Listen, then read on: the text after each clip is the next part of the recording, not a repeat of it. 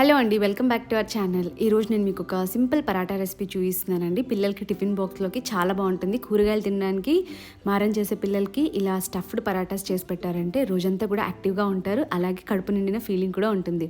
డెఫినెట్గా ఒకసారి ట్రై చేయండి. ముందుగా ఇక్కడ మనము గోధుమ పిండిని తడిపి పెట్టుకోవాలి. ఒక మిక్సింగ్ బౌల్ తీసుకొని అందులో ఒక కప్పు దాకా గోధుమ పిండి తీసుకొని కొద్దిగా సాల్ట్ అలాగే కొద్దిగా నూనె వేసి గోధుమ పిండిని తడిపి పెట్టుకోవాలి. మనం చపాతీస్కి ఎలా తడుపుకుంటామో అలాగా సాఫ్ట్గా తడిపి పెట్టుకోవాలి. మరీ గట్టిగా తడుపుకున్నట్టయితే మనకి పరాటాస్ ఈజీగా రోల్ అవ్వవు.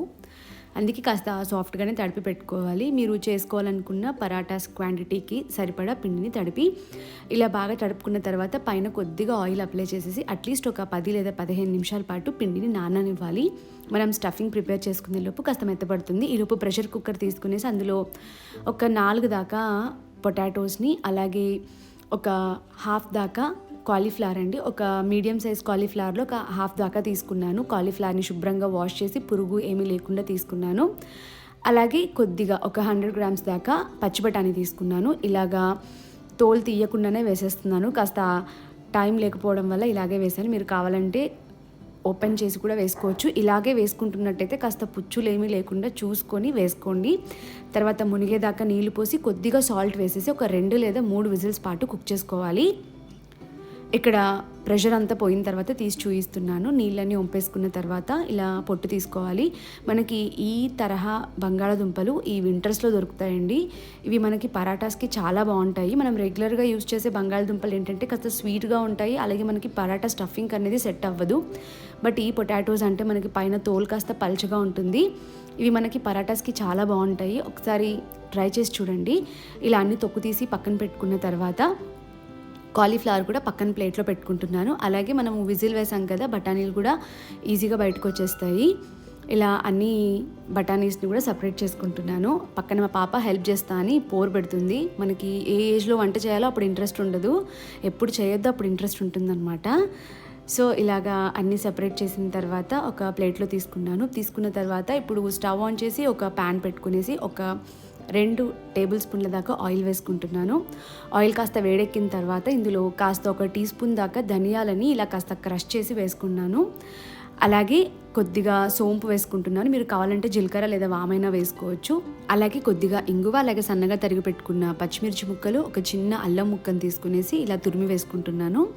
మంటని కాస్త లో ఫ్లేమ్లో పెట్టుకోండి. తర్వాత ఇందులో మనం ఉడికించి పెట్టుకున్న కూరగాయ ముక్కలన్నీ వేసుకుంటున్నాను. బంగాళదుంపల్ని నేను అలాగే వేసేసాను. కొద్దిగా ముక్కల్లాగా చేసి వేసుకోండి. ఇలా క్రష్ చేసుకోవడానికి కాస్త ఈజీగా ఉంటుంది. తర్వాత ఇలా ఒక పొటాటో మ్యాషర్ తీసుకునేసి ఇలా అన్నిటిని కూడా మెత్తగా చేసుకోవాలి. ఎక్కడ పెద్ద ముక్కలు లేకుండా మనం బాగా మెదుపుకున్నామంటే మనకి పరాటాస్లోకి స్టఫింగ్ చేసినప్పుడు మనం పరాటా రోల్ చేసుకునేటప్పుడు స్టఫింగ్ బయటికి రాకుండా ఉంటుంది. ఇలా బాగా మెత్తగా మెదిపేసుకోండి. మీరు విజిల్ పెట్టినప్పుడు ఒక 3 విజిల్స్ దాకా పెట్టారంటే అన్నీ బాగా మెత్తగా అయిపోతుంది. మనం ఇలా మ్యాష్ చేసుకున్నప్పుడు కూడా చాలా క్విక్గా మ్యాష్ అయిపోతుంది. ఒకవేళ పొటాటో మ్యాషర్ లేకపోతే పప్పు గుత్తి లేదంటే గరిటె తీసుకుని బాగా ప్రెస్ చేశారంటే ఈజీగా మెత్తగా అయిపోతుంది. ఇప్పుడు ఇందులోకి రుచికి సరిపడా ఉప్పు, కొద్దిగా పసుపు, అలాగే కొద్దిగా కారం, మనం ఆల్రెడీ పచ్చిమిర్చి కూడా వేసాము.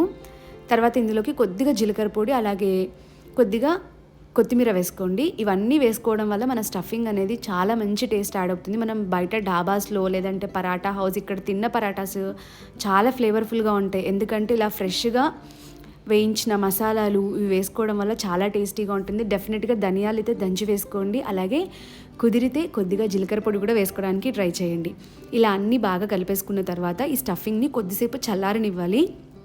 ఇలా వేడి మీద చేసామంటే పరాటాస్ అస్సలు చేయలేమండి, మనకి స్టఫింగ్ బయటకు వచ్చేస్తుంది. అందుకే ఈ స్టఫింగ్ని ఖచ్చితంగా చల్లారనివ్వండి. మీరు మార్నింగ్ బ్రేక్ఫాస్ట్ కోసం చేయాలనుకుంటే పిల్లలకి ముందు రోజు రాత్రి స్టఫింగ్ ప్రిపేర్ చేసి పెట్టారంటే మార్నింగ్ క్విక్గా చేసేసేయచ్చు, చాలా ఈజీగా ప్రిపేర్ చేసేయచ్చు.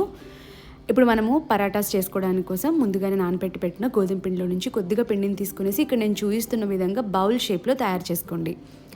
ఇలా బౌల్ షేప్లో తయారు చేసిన తర్వాత మీకు కావాల్సినంత స్టఫింగ్ని లోపల పెట్టేసి కాస్త స్పూన్తోనే అదిమేసేయండి. అదిమేసిన తర్వాత ఇక్కడ నేను చూపిస్తున్న విధంగా ఎడ్జెస్ని క్లోజ్ చేసేసుకోండి. క్లోజ్ చేసుకున్న తర్వాత ఇలా టర్న్ చేసేస్తూ బాగా లాక్ చేసేసుకోండి. ఎక్కడ కూడా ఓపెన్ అవ్వకుండా బాగా ప్రాపర్గా లాక్ చేసేసి గోధుమ పిండిలో పొడి పిండిలో బాగా అటు ఇటు బాగా అంటించిన తర్వాత మెల్లిగా రోల్ చేసుకోవాలి. ఎక్కువ ప్రెషర్ అప్లై చేయకుండా కాస్త ఇలా మెల్లిగా రోల్ చేసుకున్నారంటే ఈజీగా వచ్చేస్తాయి పరాటాస్. స్టఫింగ్ అస్సలు వేడిగా ఉండకూడదండి. స్టఫింగ్ వేడిగా ఉందంటే మనకు బయటకు వచ్చేస్తుంది. కంప్లీట్గా చల్లారిన తర్వాతనే పరాటాస్ని చేసుకోండి.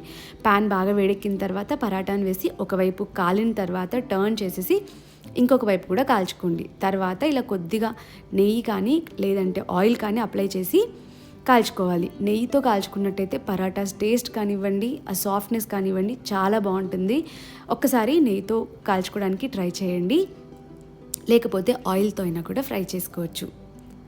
ఇలా రెండు వైపులా కూడా ఘీ అప్లై చేసేసి బాగా ఇలా నొక్కుతూ ఎక్కడ పచ్చిగా లేకుండా ప్రిపేర్ చేసేసుకోవడమే. అంతేనండి. మనము 3 రకాల వెజిటేబుల్స్ వేసి ఈ పరాటాస్ చేసాం కదా, చాలా టేస్టీగా ఉంటాయి. మీరు కావాలంటే కొద్దిగా క్యారెట్ కూడా వేసి స్టఫింగ్ని ప్రిపేర్ చేసుకోవచ్చు. పిల్లలు కర్రీస్ తినడానికి ఇష్టపడకుండా కర్రీస్ అంతే మిగిలించుకునేసి వస్తున్నారంటే డెఫినెట్లీ ఒకసారి ఇలా కూరగాయలన్నీ వేసేసి స్టఫింగ్ని ప్రిపేర్ చేసి పరాటాలు చేసి పెట్టండి. వాళ్ళకు కూడా చాలా నచ్చుతుంది. అలాగే రోజంతా కూడా కాస్త ఎనర్జెటిక్గా, కాస్త టమ్మీ ఫిల్లింగ్గా ఉంటారు. డెఫినెట్గా ట్రై చేయండి. అలాగే వీడియో నచ్చినట్టయితే లైక్ చేయండి. రెసిపీ మీరు ట్రై చేస్తే ఎలా వచ్చిందో కామెంట్ చేసి చెప్పండి.